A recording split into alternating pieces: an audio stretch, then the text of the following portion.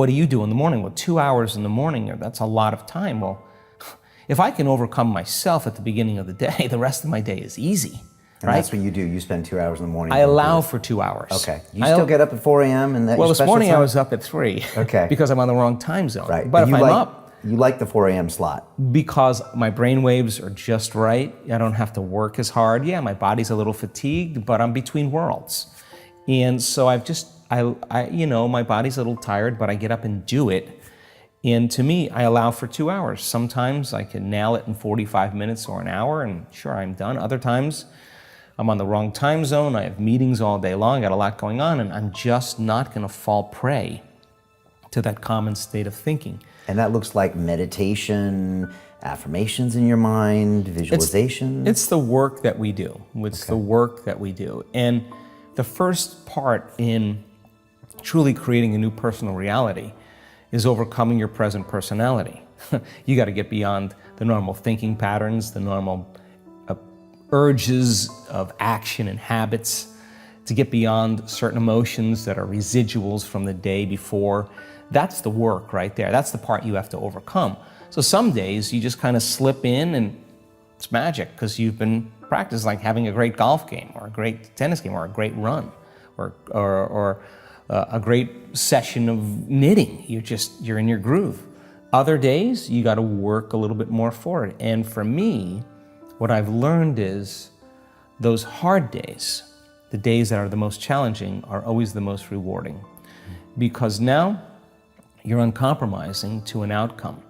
And if it takes you an hour to get beyond yourself, to find the present moment, because that's the only place where the unknown exists, the familiar emotions and hardwired patterns of the past are the known. The predictable future, in trying to forecast the feeling of every event in our life, what people do unconsciously, is also the known.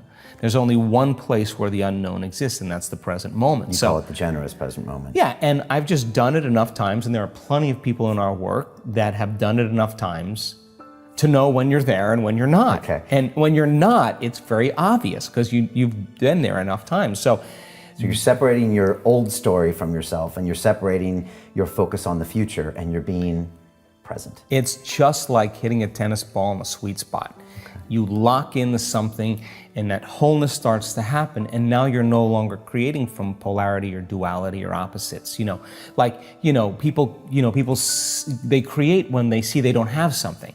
Whether, hey, nice suit, I want one of those, right? And the moment I see that you have a nice suit and I start thinking, I want one of those, my brain naturally starts putting me in the equation. Next thing you know, I'm wearing your suit. Well, that's because we're wired to do that.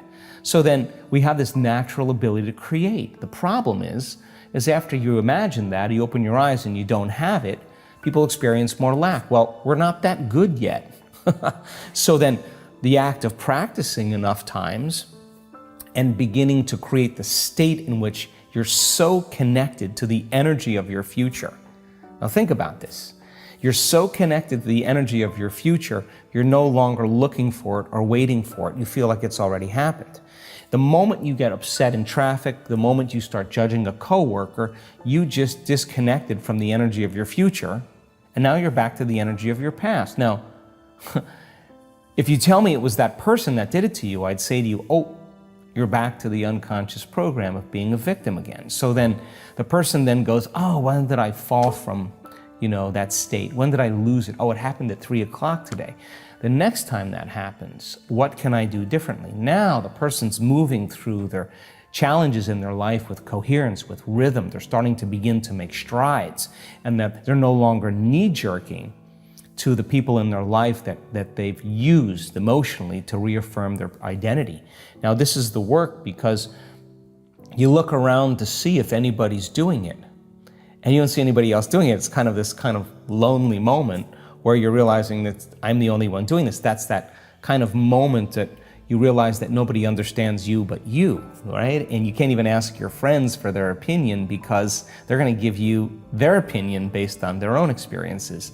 And it's that kind of moment where you have to draw in all your resources and begin to make up your mind. And I've interviewed hundreds and hundreds of people that have healed themselves from all kinds of health conditions. And one of the most important elements that I see over and over again is when the person said, I just got to this point in my life where I made up my mind.